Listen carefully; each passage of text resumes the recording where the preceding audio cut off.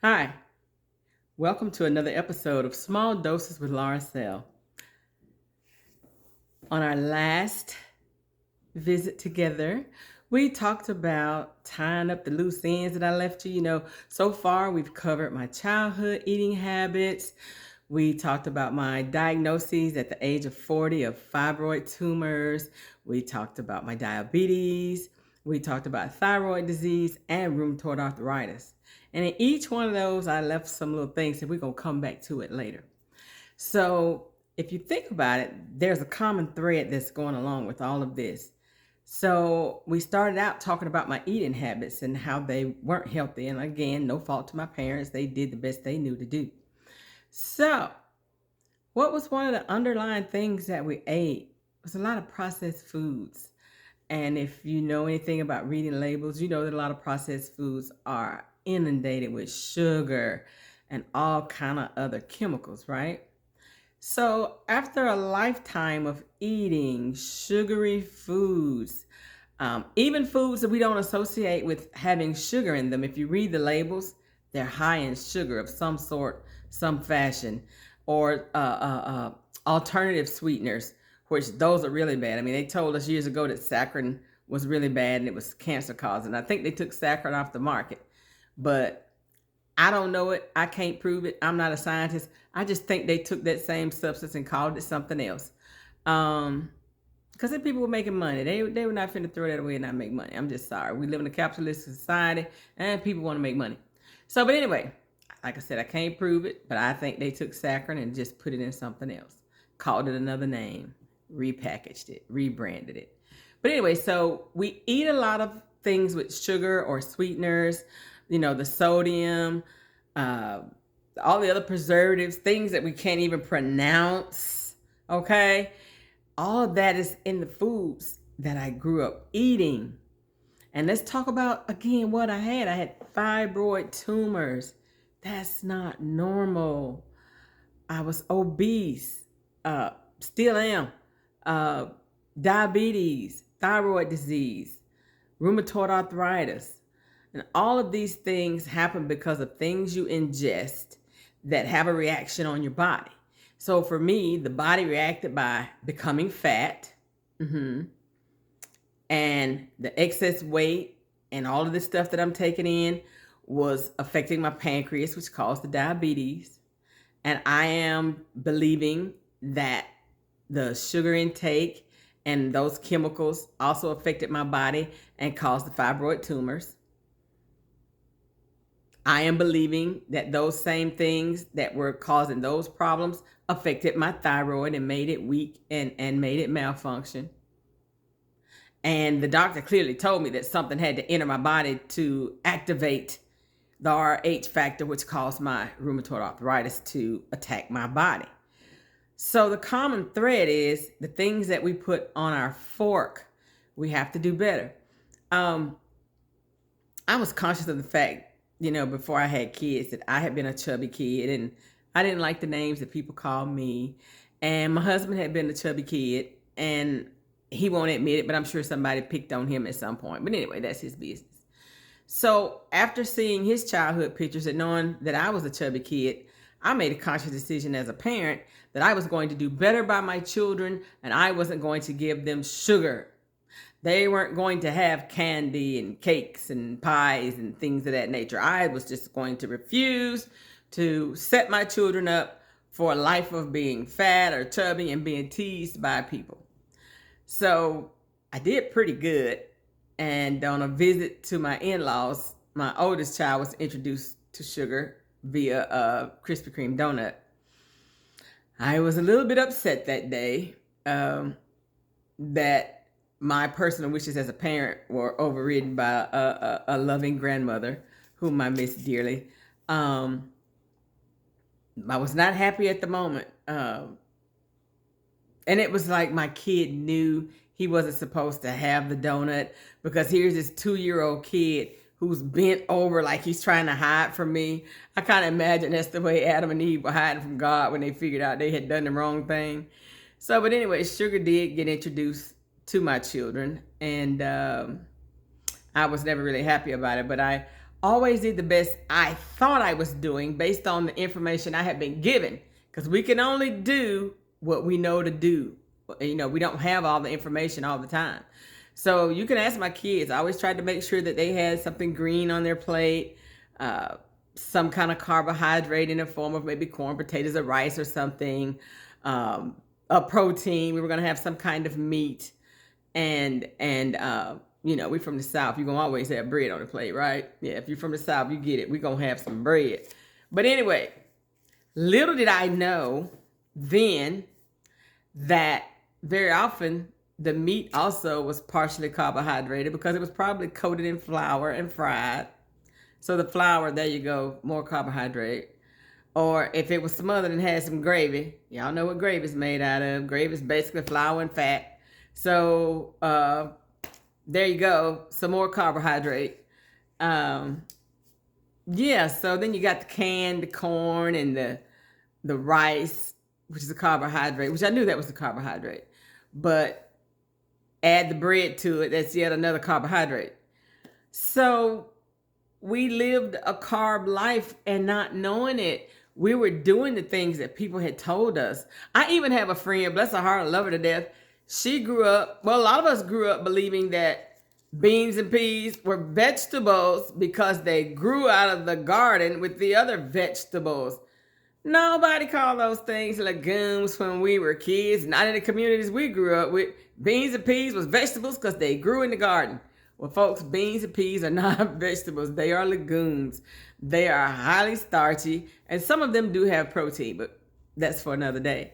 So in trying to do the right thing by my children, I still didn't have the formula quite right.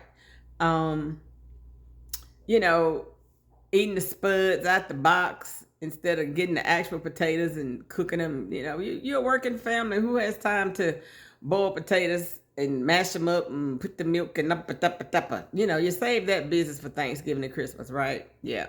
So anyway, the connecting thread in all of my diagnoses was me and my fork and what was on the end of my fork. And I promise you, most of what's going on with your body is the same thing. You may not be obese, you may not have diabetes, but you may have some ailments, you may have some inflammation. And inflammation is the root of most of our pain in your joints and places like that. There's some inflammation there. And inflammation can be controlled with a fork. You don't have to do it with medication. Yeah, so we eat these processed foods with all of these chemicals, all of these sweeteners, and those things, you know, make inflammation worse. And so we have to learn how to control it, how to turn it around. However, and I've said this when I was doing the thing with my green smoothie groups, I've said this with my friends. The hardest, and if you follow me on Facebook, you've seen me post this a gazillion times, at least since 2009 when I opened up my Facebook page. The hardest part of the body to change or to train is that gray matter that sits between your two ears, your brain. The brain is the hardest part of the body to change or train, because we have so much to unlearn and relearn or learn correctly. It's so inundating that most of us don't want to. When we hear that things we have grown to love might be the things that are causing us the most harm, most people will say, well, I'm going to die from something anyway. That's true. A meteor could fall out of the sky and hit me in my house right now. I could leave here today and get hit by a bus. Yeah, we're all going to die from something sooner or later. But do we have to speed it up? I mean, that's a personal choice. You might want to, but I don't. So if you have followed me on social media, like I said, from at least 2000, when did I really start posting about stuff? Around about 2011. So I've been on this journey for weight loss my entire life.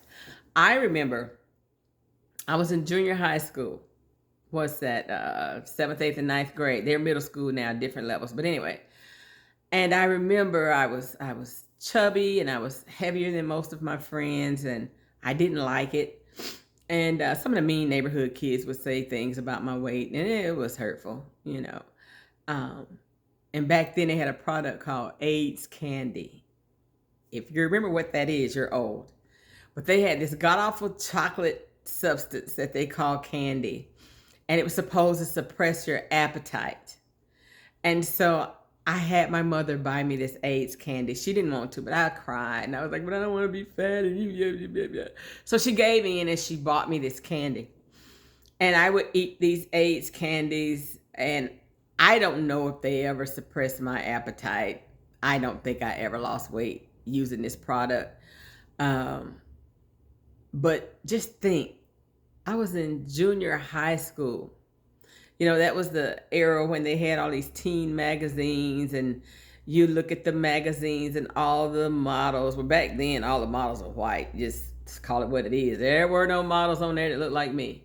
And they were all stick thin and just some of them, let's tell the truth, they looked emaciated. But that's what America was going for. The skinny, I'm hungry look. And I just wasn't that. I didn't have the skinny, I'm hungry look.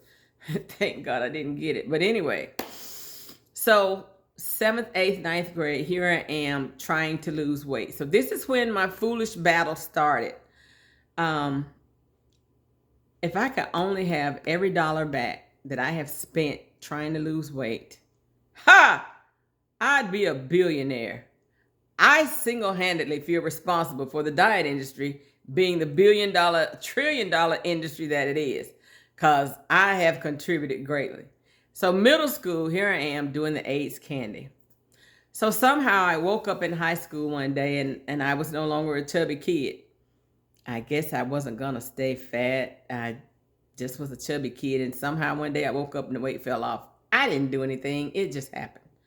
So, but still, I craved to keep that thinness. And so I would eat salads, and they made these wonderful chef salads at my high school. And I remember one of my friends and we would buy one salad and split it because the salads were humongous and you only got 30 minutes to eat.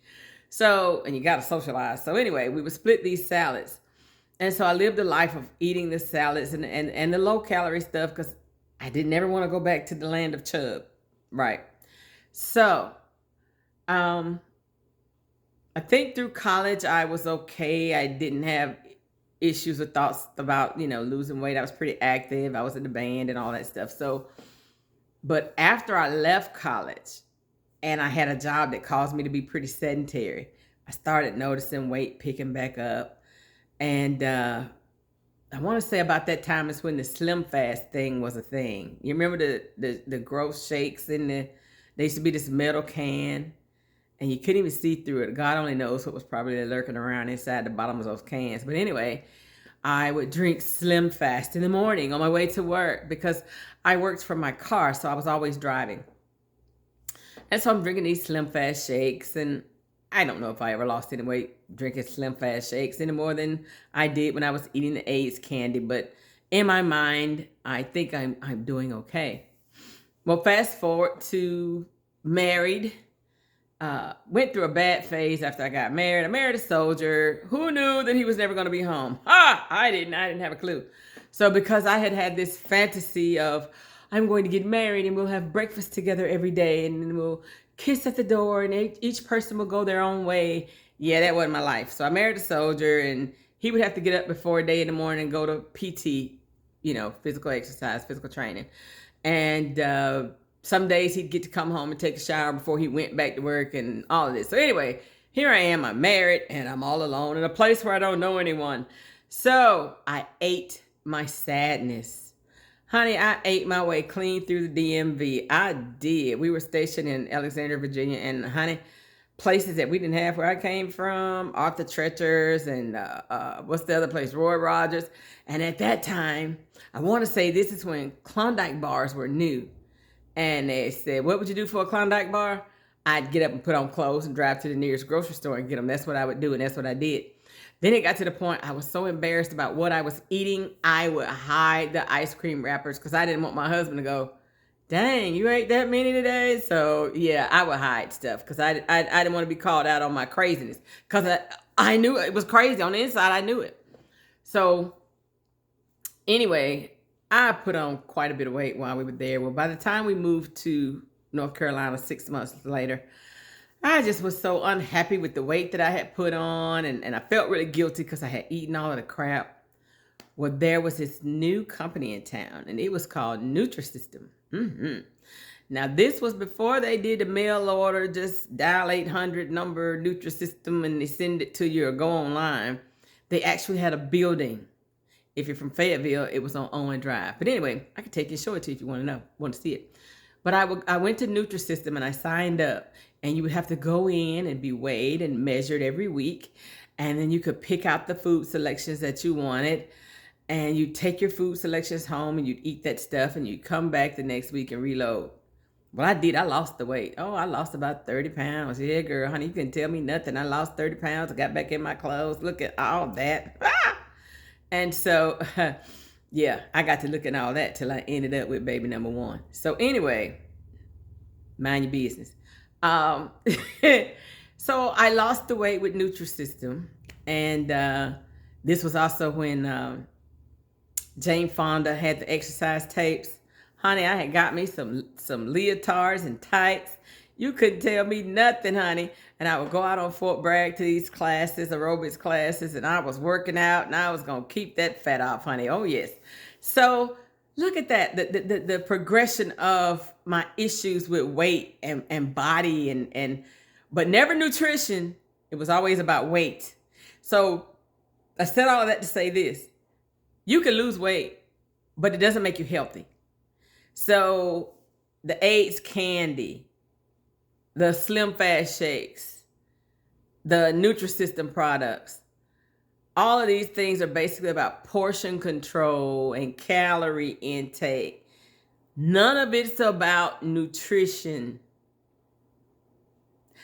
I shudder to think what would be on the label of a Nutrisystem meal. I don't even want to think about what is on those labels. I can't imagine. I bet it's so many things you can't pronounce. Because I remember what some of the meals were. And knowing what I know now, I know that those meals were not nutritious. They were just low in calorie. So the inflammation, all of these things I've been putting in my body all of these years that got me to where I was with all of this sickness and illness that I had. So what I want to offer to you today is you could be thin and unhealthy. You could be, a heavier person and be more healthy than a thin person if you're eating healthy foods. If you're staying away from the sugars and all the chemicals and all of those things. I want you to ask questions of your healthcare providers about what you're putting into your body. A lot of them don't know. Some of them do. Some of the very physicians that are giving you drugs to make stuff better, ask them what they eat. Look at them. Some of them are eating pretty well. They're eating pretty healthy and they're staying away from the things. But because most of them have not been trained in nutrition, they're not going to talk to you about nutrition. They're going to talk to you about what they've been trained in, pharmaceuticals. They're going to want to give you some more chemicals. So I'm gonna lead with this, and this is stepping out of my personal medical history, but it is personal to me. It is mine because it's my mother's health. My mother passed away in 2019. She had liver cancer and lung cancer. Now, my mother was in the doctor's office all the time. Anybody that knows her knows my mom was going to go to the doctor. She had a lot of tests run all the time. She was on a lot of medication as well. She was on some of the medication that I'm on. So I know she was getting her blood checked every 6 to 8 weeks because she was on methotrexate and she was doing Remicade for her rheumatoid arthritis. She would have a family friend who's a registered nurse come by and give her injection of her methotrexate because she never did learn how to give it to herself. And whenever she had her blood work, this particular friend would read her results and explain to her what it was and assured her that everything was looking really good. This woman was so gobsmacked and shocked when my mother's diagnosis came back. She says, I don't see how I've looked at your blood work. I looked at the liver function, and it said that everything was working fine. I mean, my mother's cancer was to the point where when she was diagnosed, she was already terminal. Yeah. She literally lived about 9 days after her diagnosis. That's how bad it was. But I brought that up to talk about this. I want to say, if I'm not mistaken, my mom was probably taking 40 different medications. I can't even think about it. I know she had some stuff for her heart. She was taking stuff because they said she had COPD. She was taking stuff for rheumatoid arthritis. She was taking stuff for osteoarthritis. I know she was taking a water pill. I don't even know all of the things that she was taking. That we have a list of it that was typed up. Ridiculous amounts of medicine. And over the years, we all tried to talk to her. You know, Mom, you think you're taking too many things?